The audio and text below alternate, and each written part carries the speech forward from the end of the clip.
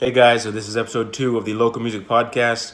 I'm talking with Lauren Wiseman. We're talking about his book, The Artist's Guide to Success in the Music Business. We talk about his career as a ghost drummer, a session drummer for many major bands.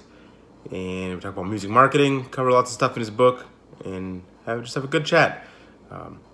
So check it out. Oh yeah, this is brought to you by Acadia Music Group, www.acadiamusicgroup.com. You can download full audio episodes of the podcast and also check out all of our other stuff. Hey, everybody, this is David Scott Norton. This is the Local Music Podcast. Thank you for joining us. Today I have with me Lauren Wiseman. Lauren is the author of The Artist's Guide to Success in the Music Business. He's a senior brand strategist at Create Wealth Communities. He stayed up to date with the constant changes inside and outside the entertainment industries over the past 2 decades, as well as keeping up with the pulse and motion of content creation, marketing, promotion, and social media trends. Thank you for joining us, Lauren. It's really good to have you. Thanks. Good to talk to you, David. So I first was introduced to you from your book, The Artist's Guide to Success in the Music Business. As I started getting into music, I didn't know what I was doing. I kind of got in late in my 30s. And I found your book online and on Audible, and I listened to that, and then I liked it so much I went ahead and bought it. and so I guess for people listening, tell us about the premise of the book, why you created it, and what's it do for people, in your words? Well, I had a number of people saying you should write a book, and I think we've all heard you should write a book, you should write a book. And I spent the bulk of my career as a ghost drummer and a session guy, and experienced a lot more behind the scene than being in a single band or only a couple bands. And it was around, I think it was 2009 or 2008 when a friend of mine said, he goes, you have a wider view of the industry than I think you realize. And I had done a little bit of consulting, but I wasn't calling it consulting. I was just talking to bands and record labels and producers in between, working time. And slowly it felt natural. So I started to pen the first edition, which it was a lot of fun. It was a cool test. But the second edition is the one I'm most proud of. And it really to me, it represents a book that says whether you're a startup, you have millions of dollars behind you, and everywhere in between, there are avenues in here to look at. And we saw it from helping a small high school band to established, pop stars from the 80s that are reinvigorating their career, and everywhere in between. And it's not that everyone's going to learn everything from it, but I stayed away from the motivation. I stayed away from the excess of inspiration. You can do it. I'm not trying to be mean or pessimistic, but in a lot of ways you can't do it, and you can allow yourself to get in the way. So my stories and the way I formatted the book, a lot of it was more focused on the business, because that's aren't as focused. And it's not about getting a manager. It's not about getting a record label. It's not about getting financing. It's educating yourself so you can build the right foundation that's protected. So regardless of an investor, a manager, an agent, an investor, you have the control moving forward to make the most off of what you have. Right. What I like about it is it's really breaks it down step by step. I was around music, I guess, as a kid.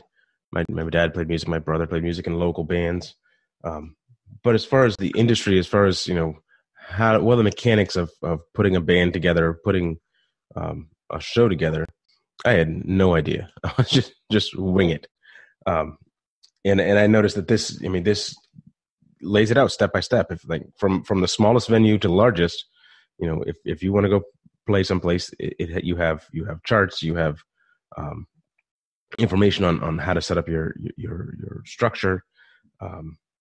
How did you learn all this stuff? What was your aside from being a session drummer, what was your experience in the music industry? Well, my ongoing joke is I'm I'm credited, it depends who you ask, for somewhere between 700 to 1,300 albums. I think it's much closer to 700 myself. I mean, there's certain samples and whatnot were used, but as opposed to the number of albums or it turned into the people that I played with, the people that I learned from. I watched managers, I watched agents, I watched investors, I watched producers, studios, egos, humility, anger. And in that, and in the experience of knowing what it felt like to be in the back of a beautifully clean tour bus, to being in the back of a VW, it was a much wider array of experiences that allowed me the knowledge that I have to share it, not just from, oh, well, you do this and then you do that. I mean, with all due respect to Dave Grohl, he's a great guy. He's caffeine freak, incredibly talented. But when he starts sharing about how the music business works, he really has no idea. He has a perception of what he experienced in the linear way that very quickly rose him to stardom. So I have problems when it's cats like Grohl and David Byrne from the Talking Heads explaining how the music business works, how social media works, when both of them were famous, had made money, and experienced the success prior to that time. So all these ideas and everything I came from, some of it was the best case scenario, but some of it was the worst case scenario. I've experienced a tour that just got dropped in the middle of Cleveland, Ohio, and I didn't even have a way to go home. I went from being in a beautiful Hyatt hotel one night to living in my car the next night.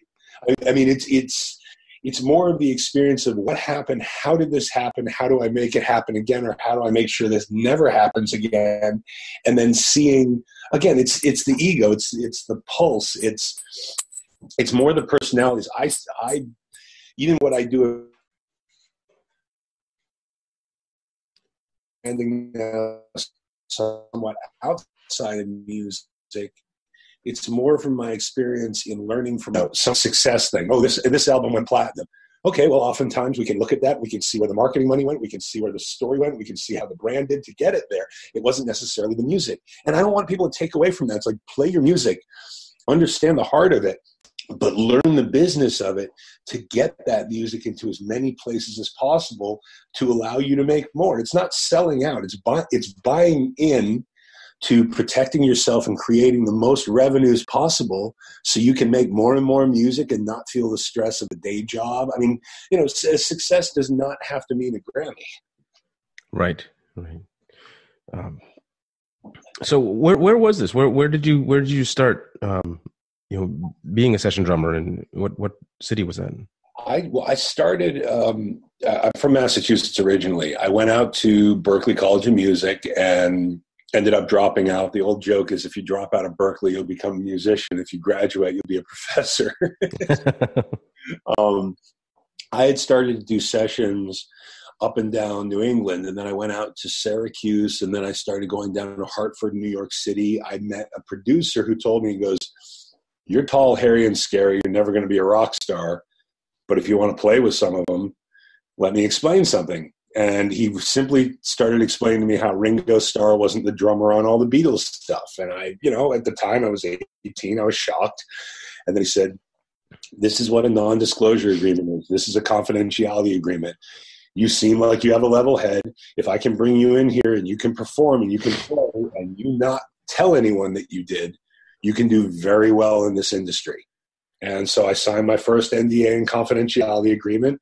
I went in and cleaned up a boy band track. It was a lot of fun. It was more money than I'd ever seen.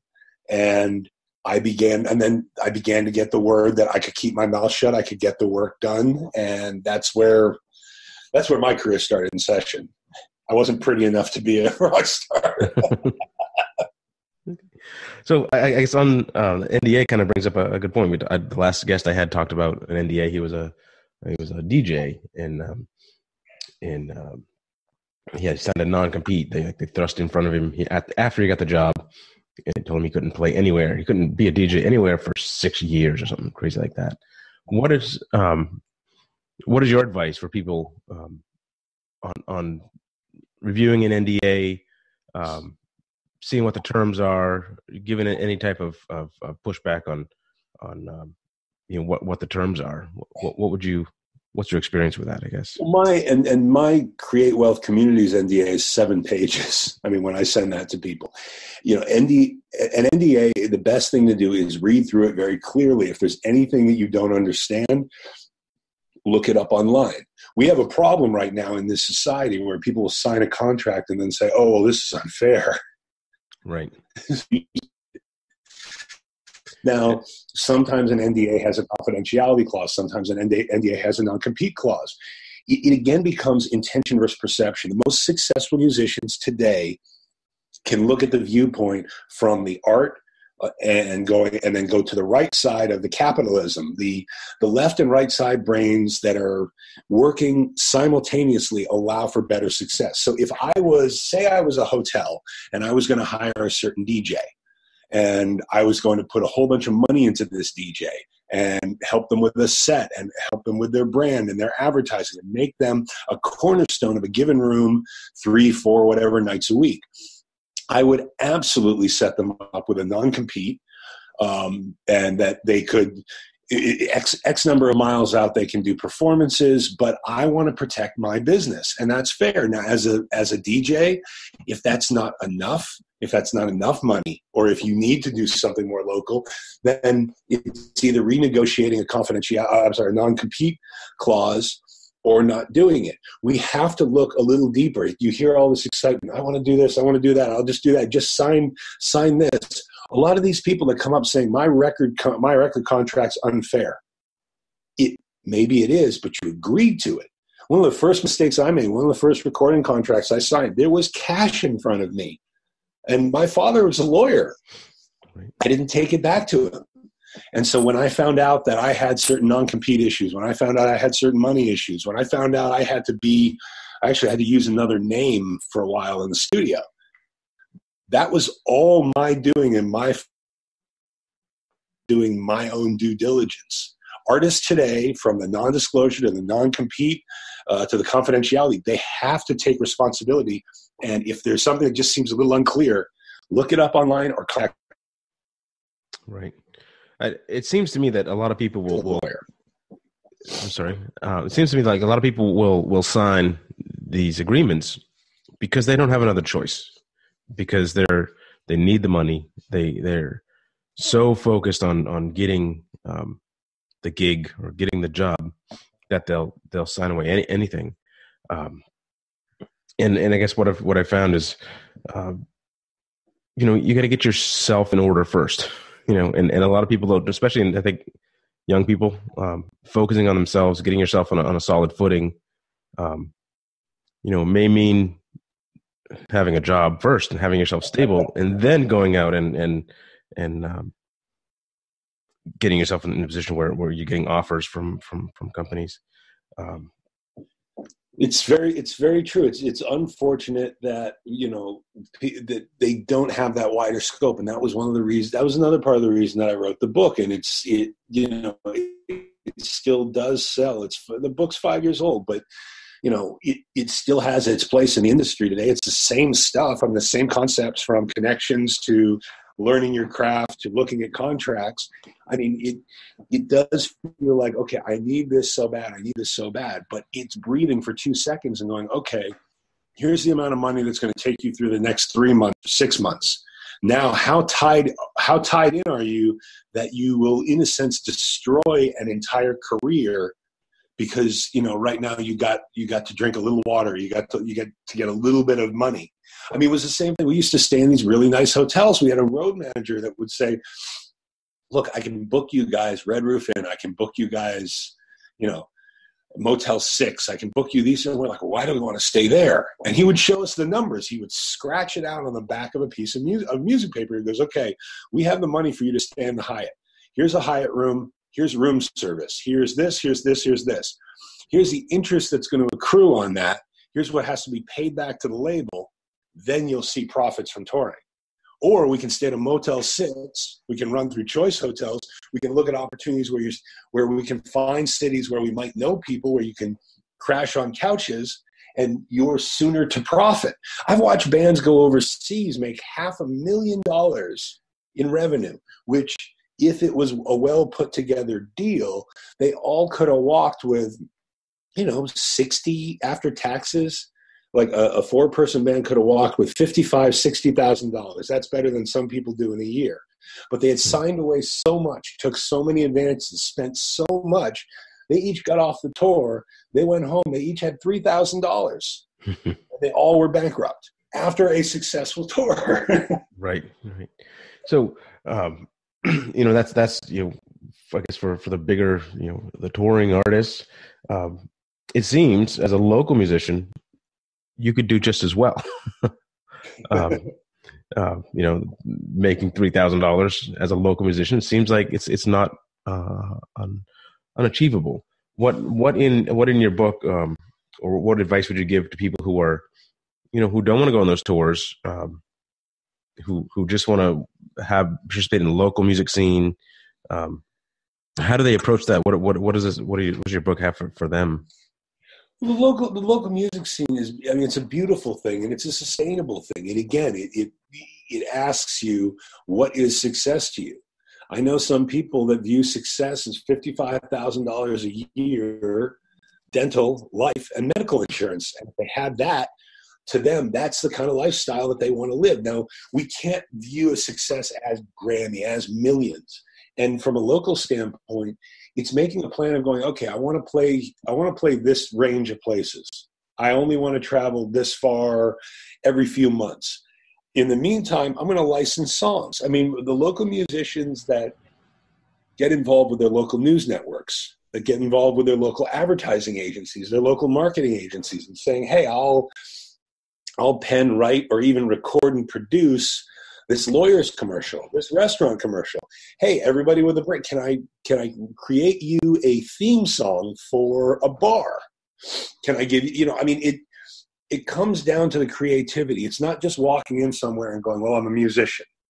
It's giving them the thoughts and the opportunities that people may not realize are there. There are a lot of people all around the world that do very well in local markets that people have never heard of.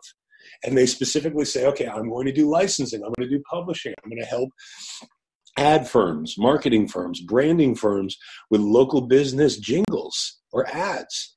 And at the same time, I mean, these lead-ins, there's a lot of opportunity in the local market. But again, it's clearly defining and saying, okay, this is what I'm going to do. I'm going to wake up in the morning, and I know you love to practice and play all day. And if that's your thing, then cut your day in half with a day job. Or cut the practice in half and say, I'm going to do my practicing, I'm going to do my playing, but I'm going to look at whatever opportunity is available is out there. And even if I see a no from Jackson & Jackson law firm, I'm going to hit these people the next day. And I'm going to continue to get known around the area and in local counties in how financially revenues can be created. Because it is possible. It is plausible. Just a lot of people, they get, clouded by the dream. Right. It seems people think, I run into a lot of musicians, or you see a lot of it online, where a band, they post this meme about they spent X amount of dollars in equipment and loading into a car and to go make $50. And they think, financially they're thinking very linear. They're thinking, I've made this much investment, I put this much time in on my music, and the gig only pays me $100, $200.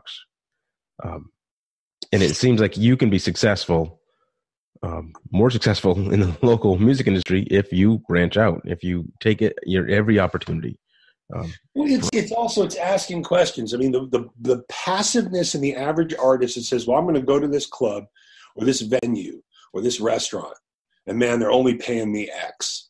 That's passive. That's weak. That's submissive. I'm not trying to be mean to the artists or the listeners here. Now, to flip the switch and state, how can I market this place? How could I go to this place and say, what's a really good night for you? What's an excellent Saturday night for you, where it's just an average? Once we hit this mark, can we start seeing this percentage of profit or this percentage of the bar as well? That's a very common thing that was used a lot in the 80s, 90s. It's still used today. People have kind of stepped away from it, but allowing the artist to take a little greater responsibility for the show and not just seeing the venue as a venue, can allow them that much more of an opportunity to go to that place, to be the easiest band to book, to make sure to, if it's a restaurant, list off the drink specials or the food specials.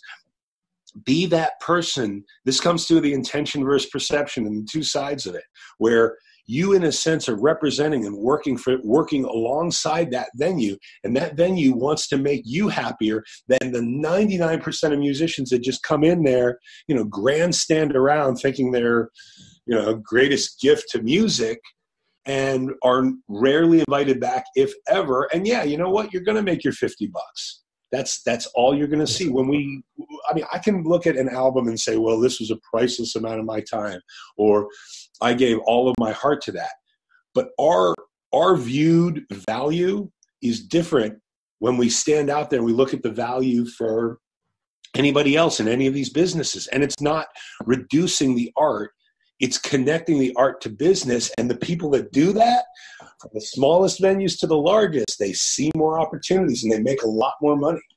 Exactly. Yeah. And I think that is something people do need to do. And I try to do when I play places is I try to sell the business, sell the restaurant, sell the, wherever I'm playing, promote it in social media,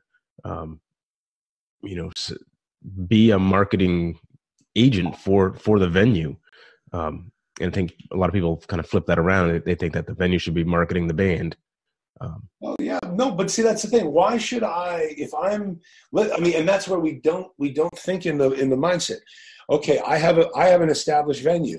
I've allowed you to perform here. Yes, you're going to bring certain people, but unless you are an incredibly established act, and I don't care about your Facebook likes and your Twitter likes. Anybody can buy those. If I'm finding out reference-wise from other venues that you're packing the house, and you're packing the house with people that eat, that drink, that stay, that are safe, that are making it profitable, then I'm going to offer you so much more than I would somebody that's just starting out. I want them to show what they're made of. So when we look from the standpoint of the venue, of how we can help the venue, you can even make it fun. You can be like, okay, what's your super drink special tonight? Look, I'm not trying to be weird. Can you give me one for free? I'll bring it up on the stage. I'll have a sip and I'll promote it. So boom, you just got a free drink. You're cross-marketing their drink special. We really, as musicians, there is an ambassadorship. There's a chameleon element about playing a series of different roles, because if you only want to just be the artist, at that point, then I hope you have the money or the backing. And even if you do, you're going to lose a great percentage of it for someone else to handle the business. If you begin to learn the business, if you get grounded in it, you don't have to be perfect in it, but to know it, to know the interactions, you'll go so much further today. Right. Changing gears. Let's talk about a little bit about social media and the investment that people should or shouldn't make in social media to promote their gigs.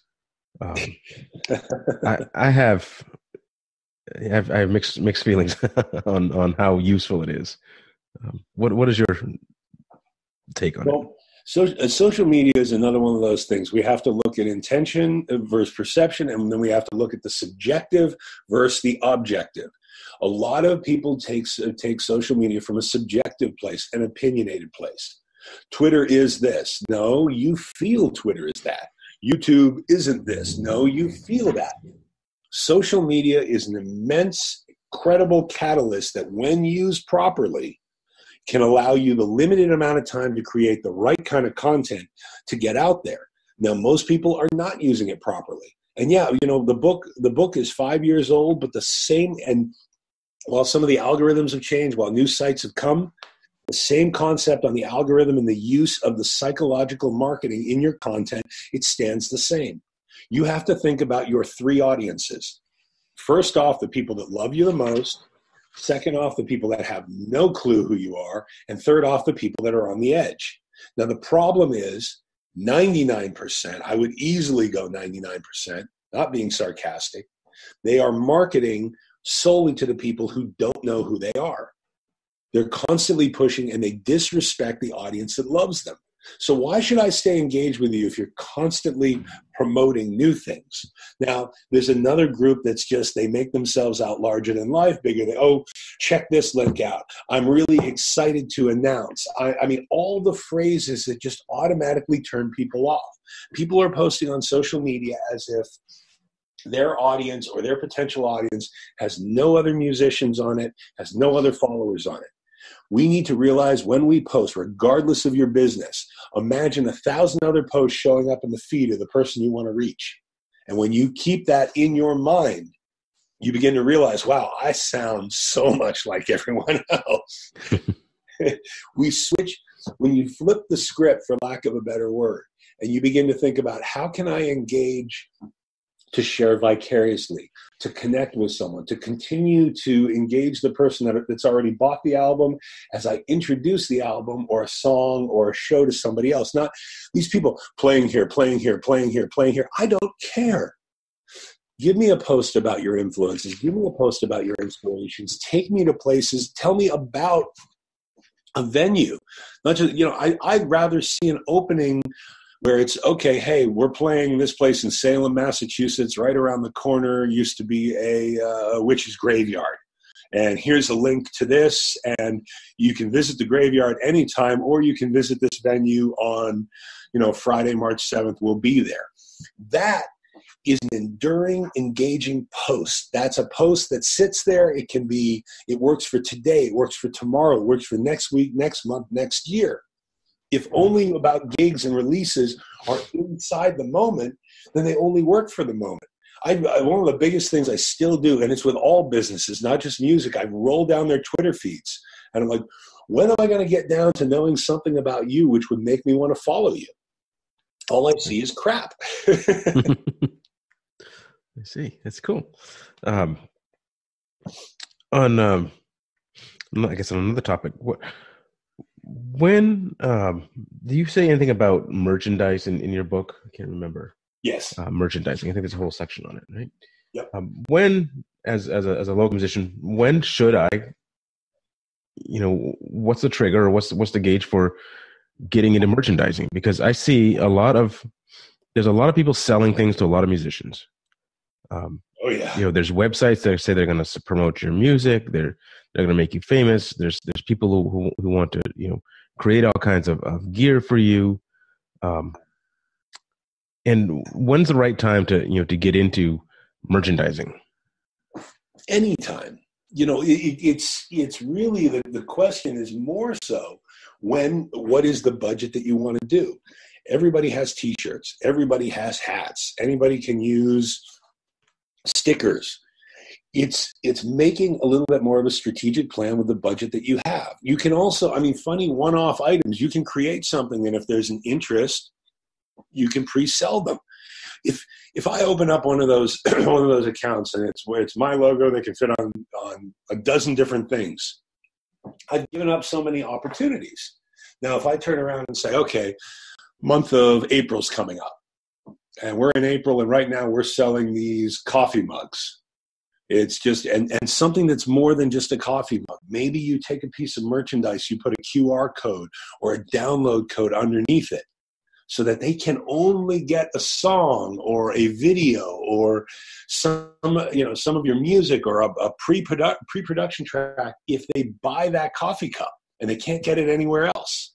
Merchandising is just like the music business as a whole. How can we stretch out and draw the interest of someone and not just say, okay, I've got swag? You could do the same thing with a t-shirt.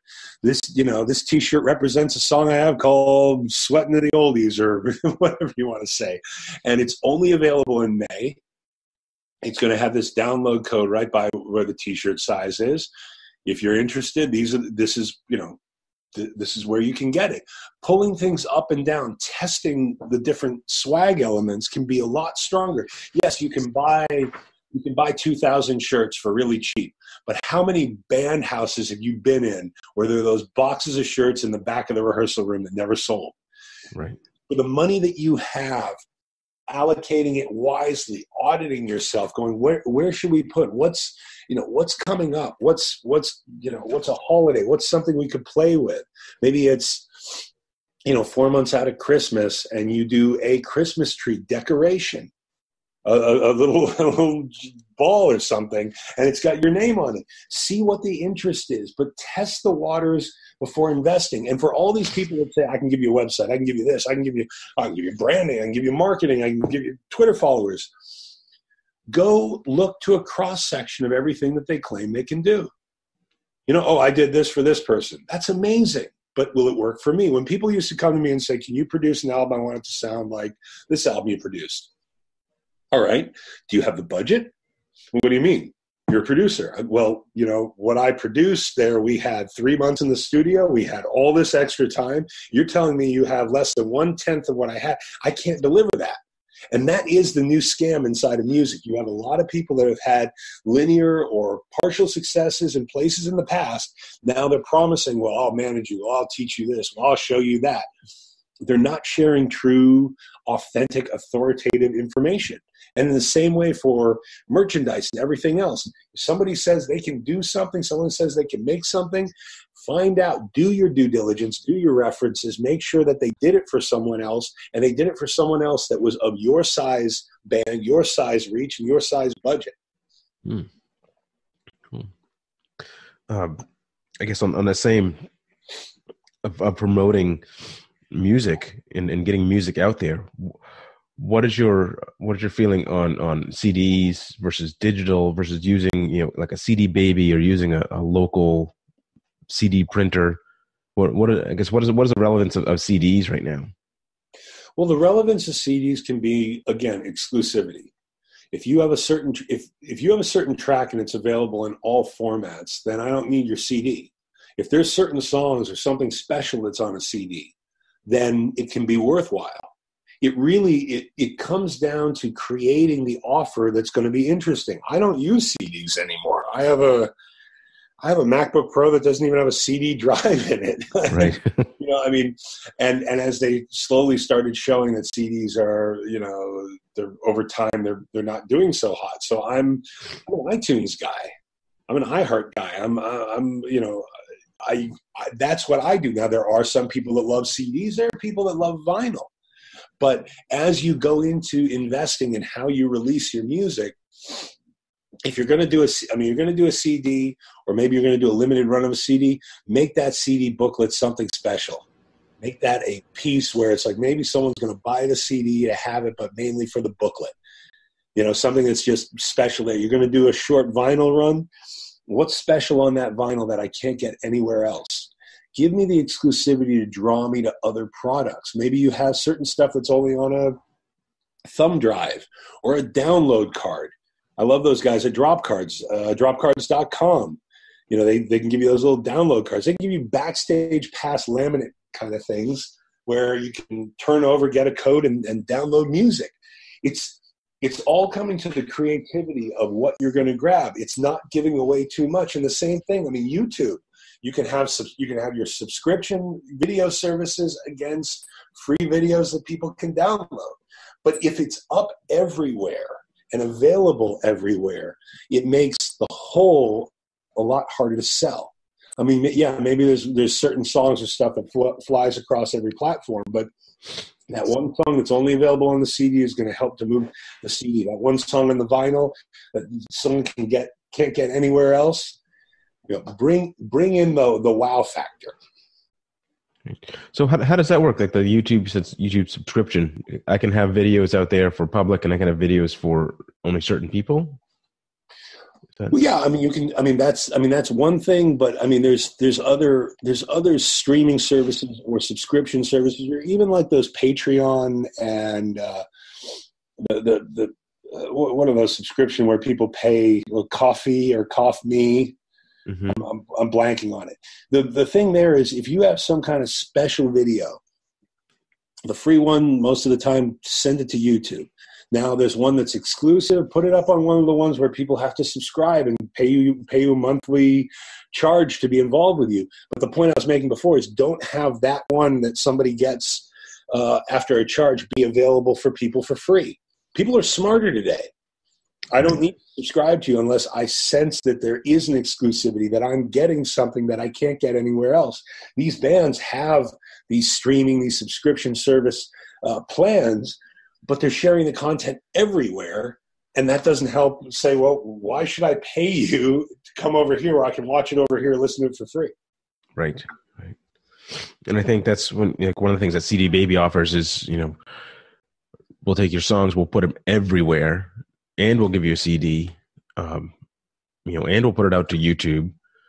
And so people think that they're gonna, if they blanket, they put their music out there everywhere, that's better. And it may not be better for every song. Not always. And then at the same time, with the distribution now, how is your CD Baby contract looking? I'm not as crazy about CD Baby since, management change and sale and all that. I mean, there's certain elements when, let's say, for example, and this more for the local musician, you have a song and someone wants to license it. Maybe they want to put it in the movie. They want it off everywhere. Now, you have it through CD Baby. The distribution is everywhere. You're going to have to go through high hell to try to get that thing removed. So it really is questioning, okay, these 10, 12 songs or these 2 albums, we're going to run them through CD Baby, put them absolutely everywhere. Here's another song. We might have a deal with this. So I'm going to have a solo publishing company that only has this song in the publishing company so that I can share it with the person that wants to license it. Look at cats like Paul McCartney that have dozens of publishing companies. I mean, this kind of goes off on a different tangent, but making sure that you're protected from your copyrights to where your publishing is, to realizing that having a publisher for certain stuff, that might be great. Don't give them your catalog. Let them publish a couple songs. Test the waters with them. Sign a very limited time deal. Publishers are doing that today, and the moral, legitimate, and authentic ones will. You don't necessarily need to sign them your catalog. You're going to sign them 3 or 4 songs. And then maybe you end up making the deal and you make so much more because you don't have a publisher. That whole, should you have a publisher, should you not? I think both. Have a publisher for certain materials. Publish your own in other places. See what happens that way. But you're having a lot better of a chance and a lot more opportunities if you go that route. Right. What's your advice for people who want to get their music out, like, to the radio stations? Is it possible for a local person to get their music out to radio? It's possible, but what is the benefit of it? Right now, when I was growing up, I'm 44 years old, and when I was growing up in Western Massachusetts, we could get into a station wagon, we rolled the dial all the way to the left, it would stop. And a couple seconds later, all the way to the right, it would stop. That was when radio was much, much more important. Radio right now on the larger scale is not as important. And this is objective. This is not subjective. This is not opinion. People have opinions about where radio is I need to pay this person. I need to pay this radio promoter. So you can have the smallest package and be heard at 2 a.m. It's thinking much more along the lines of getting a song to hit the radio or bring it to a local radio station and hit your local people for your local homegrown hours. I'm all about that kind of stuff. But putting too much focus into radio is not as effective as putting more focus into the idea of saying, okay, I want to get this out on iTunes. I want to get this to further reviewing channels. I want to get my songs into potential placement, into potential licensing. Radio as a whole, and a lot of the stuff that strikes hard and fast on the radio has massive, massive budgets. So if you're only playing with $1,000 or even $10,000 and you're playing against a Taylor Swift radio campaign of 10 times or more of that, it's not worth it. And for everyone that's all excited about, well, I got charted on this. Okay, you can buy your way into a chart for $500. How many people go, well, I'm just scanning through social media and this person's charted number 5 on a radio station I've never heard of. Oh, I'm going to go buy this. Right. It's much stronger to say, where can I get the most authentic eyes on this for opportunity over hitting a market that really, it's dead. I mean, it doesn't, it has infinite ability to be on all these different places. So to try to go radio, that's a dangerous place to spend too much time if you have too little money. Okay. So I get that, local is good. I guess if you can get into your local station, and I guess that's a personal, you go see them personally and say, can you play my music? That'll help you with your local gigs. It's stepping back. Everybody's asking, can you play my music? Find out information about them. Find out when they have a homegrown or organic or music farmed hour. What can you do for every single, and this goes from the local stations to TV to everywhere in between. Not can you play my music? What can you say in a pitch, in solicitation, that separates you from all the 1,000 others that are saying the same thing? Maybe there's a story that happened on the air. Maybe there was something funny. Listen to the show that you're submitting to. Oh, wow, he made this really funny error. Or they were laughing, or they dropped something. Open an email with, I heard that coffee. You could hear that coffee spill. I wonder how wet that was, how wet the floor was. Mm-hmm. Your engagement to anyone automatically takes down the walls that they're just assuming all you do is want from them. So it's not, can you play my music? It's opening up, sharing why they should play your music. This, I'd love to be considered for this song to be playing on your homegrown show. If it's not a fit, I do think it's a great bumper to take you to commercial or news. So consider that too. All the best. The more personalized you make it, the more people are going to take time to read the full email. Right. So I noticed also you're involved in TV production. Yeah. So that seems to be a good place to have music. If I have a song, if I can get it into a TV show, that seems like a good thing. How do I? Because I know, like CD Baby, there's people who promise that they're gonna get it into these catalogs, and it seems like a waste. Is there a more direct route to get my music in front of somebody who is picking music for TV shows? Well, it's a throw up. I mean, you have different people. There was the woman that had that show. She was a music supervisor for Scrubs. And when she became the supervisor and everybody realized, she was getting hit with absolutely everything. There are different people. It's, I promised to get here. I promised to get there. Looking for different catalogs, looking for different opportunities, looking for different websites to get samples. Again, not full songs, but samples up and out is a great way to go. Looking up even in your local area, who's local television producers, reality TV show producers, reality TV show directors, TV show production houses. These are people to reach out with and make that initial contact. That becomes a stronger point because you never know where they're going to, jump up or go. It's that time of stating if that's an area where you want to go, and I think it's a great area to go, to begin to see it as not trying to land a song on a TV show or a movie, but more of, I'm going to spend 15 minutes a day or 10 minutes a day reaching out to television professionals and getting them a resume, some links to samples, and an idea of what I do and how I can do it and how it can be helpful to them. And also when you're reaching out there, that whole solicitation of not, I've got the perfect song for you, but more of, I'm a composer, I'm a songwriter, I've been compared to this person and that person, some of my stuff sounds like this. I'd really love to be involved in any projects you have coming in the future where you need me. This is where I'm located. This is my email. This is my phone number. I hope you keep me on file. When I get emails like that, they are kept on file.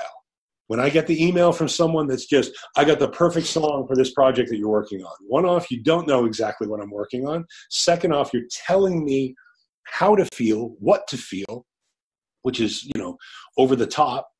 And I feel like, wow, I've received that letter from everyone. I had somebody that sent me a note and they talked about 2 projects I was on and a recent video that I put up. Now, maybe that's all they did. Maybe all they did was look across my social media, visit my website, but they took the time for me. So I absolutely am going to take the time for them. Right. So I guess the moral is get to know the people that you're trying to reach out to. Yeah. Begin Don't just to build, spam them. Yeah. Begin to build a master list. Okay. This person has this. This is their email. This is their phone number. This is their website. This is when I solicited them. And okay, I solicited them on January 1st. Now you haven't heard anything back. Maybe you hit them again 6 months later, respectfully. Wait that 6 months, but begin to have that list. And you never know, you might see something pop up. Oh, this person signed here. Keep an eye on the trends. Keep an eye on your local news. Keep an eye on the bigger news. Who can you reach out to and connect with authentically? And that in turn will make all the difference. Right. So I see you also have some other publications. So you've got the Artist Guide to Success in the Music Business, the second edition. That's one I have. I see this one says, not prepared to learn the music business, then it's time to quit. What's that one about? Which one's that? It says WSR 25, not prepared to learn the music business, then it's time to quit. Oh, that was actually an interview. That was less of a publication. I think it was transcribed. And I mean, the basic premise of that was, if you're not going to educate yourself inside of the business and be aware of the business that's going on around you or the people that you're going to look for, I know it sounds harsh, but it is time to quit. Yeah. So you also are a senior brand strategist at Create Wealth Communities. Do you want to talk about any of that? What else do you have going on, outside the music business? Well, the second book, before Music Business for Dummies, the tour with Artist Guide, I had more people that were coming out that were not musicians. And I had people that said, I bought this book for my son. I read it. I was applying some of these branding practices to other places. Some people spend 20 years getting in music. I spent 20 years and kind of got it. I'm not saying I'm fully out, but I am spending a lot more time doing the branding and doing the layouts with other businesses outside of music, but still using the Artist Guide model. Create Wealth Communities, our tagline is educate, build, protect, then profit. And the idea here is more businesses that have a better sense of themselves, what they want to do, how they want to do it, just beyond their vision, they can do that much better. And from talking about here's where the trademarks come in, here's where you protect yourself, your reputation, preventative maintenance, crisis communication before crisis happen. All of that's become a lot of fun. So I've shifted a lot of energy there. I'm still working with musicians now and then, but I'm more so working on, it's the psychological brand strategy of a company or a product or a business. We're doing a lot right now in hemp and cannabis. And that's as simple as, just like musicians, as hemp has become legal and everyone's screaming it from the rooftops, there are a lot of people that are saying the exact same thing. So how do we get a more authentic message, a way to connect people to what they need to do, what they need to watch out for? Everything in every business, from music to television to hemp to cannabis to, artificial intelligence, the products are there and they're coming. But what we've lost is the way that we engage an audience and respect and understand that audience has heard so much from so many other people. When we keep that in mind, we go so much further. We carry our brand. We carry our message. That song that you wrote about that girl that broke up with you when you were 17 years old, it's not opening up on stage and saying, oh, okay, so here's a song about this girl that broke up with me when I was 17. It's true, but flipping the switch to say, how many people remember that late teen breakup? A little pause. What did you feel like? Depending on how old were you playing Nintendo? Were you playing Xbox? Were you hiding in your room? Were you going here? This is how I handled it, and this was mine from when I was 17. The whole shift in what I just shared with you, the beginning, I made it all about me. The second introduction, and it sounds nuancy and it sounds, oh, that's semantical. It's not. The second introduction, I brought you back to that girl that you broke up with. I brought you, or boy, I brought you in with me. I shared with you. And because I did that, you become more engaged with me. Artists today, local or national, the engagement, the connection, the authenticity, that in social media, in music, in performance, in reacting to venues, in reacting to contracts and opportunities, that will move you forward. Right.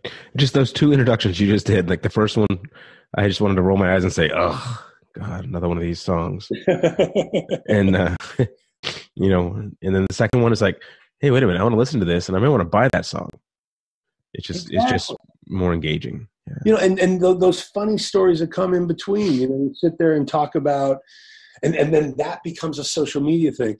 You know, say you're in the middle of that introduction. You know, I heard years later that on Valentine's Day, there are companies that send dead flowers. Now, I never got that angry, and I've come to a better place, but that's pretty cool. So here, the next day on social media, if, you know, here's the link to deadflowers.com. Got that person, whether you were 17, whether you're 35, and you feel like sending some dead roses. Now what you've done is you put up a piece of content that informs people that weren't there. It reconnects people that were there, and it might be the crossover for someone that, okay, they knew you were playing, they're not quite sure what this is, but wow, that's funny. That's the kind of content that we move with social media. That's the kind of content we need to move inside of a brand to interconnect and web our messaging to continue to draw all audiences that are in the house or not to stay connected with us over the excessive oversaturation of next gig, this, best recording here, perform here, like me, buy me, vote for me. Right. Well, excellent. Well, we're running up on our time, so don't go away. But everybody, this has been a good conversation with Lauren Wiseman, author of The Artist's Guide to Success in the Music Business. Where can people find your book still? On Amazon, Audible? Can you still buy it from your website? I'm not really selling it anymore. It's Amazon, Barnes & Noble, Audible. They still, they have they have the corner of that. I've pretty much sold. I've sold off that book. I would be willing to, if you want it for your fans, I'll give you a Dropbox link. And okay. If your listeners want a free download of the audio, I'd be happy to share that for when you air the show. Oh, that'd be excellent. And I actually would advise people to get the actual book itself. I actually think I bought it from your website. You signed it, which is really nice. But the Audible is great. But having the book on hand to look through and to look at the different, you have layouts and different messages and examples of contracts, all kinds of stuff in there. It's a great reference to have. So I'd recommend that. There's a lot of free. I mean, if you look up Lauren Wiseman, LORENWEISMAN, I have a lot of free stuff that I put out through videos, through Instagram posts, on Facebook, on the different social medias. Again, it's tips and ideas with an objective stance on, I mean, it's music business and beyond. And they're things that you may already know, you just might have forgotten, or sometimes you mask over when you're that much in your craft or in your creativity. And that those little kind of short whisper reminders can make you take 2 seconds before you sign a contract, before you post something on social media, before you send a letter, and kind of reconnect yourself, because most people are smarter than they think. They just don't trust themselves. Don't believe the hype. Look for the substance and the truth, and you'll make better decisions for your career. Great. And to get a hold of you at Create Wealth Communities, I see that's at cwealthc.com. Yep. And so you can check Lauren out there. And it's been really great. Thank you for coming by and calling in. I really appreciate it. And until next time, I'm David Scott Norton with the Local Music Podcast, and we'll talk to you soon. So that was episode 2 of the Local Music Podcast. I hope you enjoyed it. And again, that was Lauren Wiseman, and he has this book, Artist's Guide to Success in the Music Business. Check out our website, www.acadiamusicgroup.com, and look for the next episode coming out.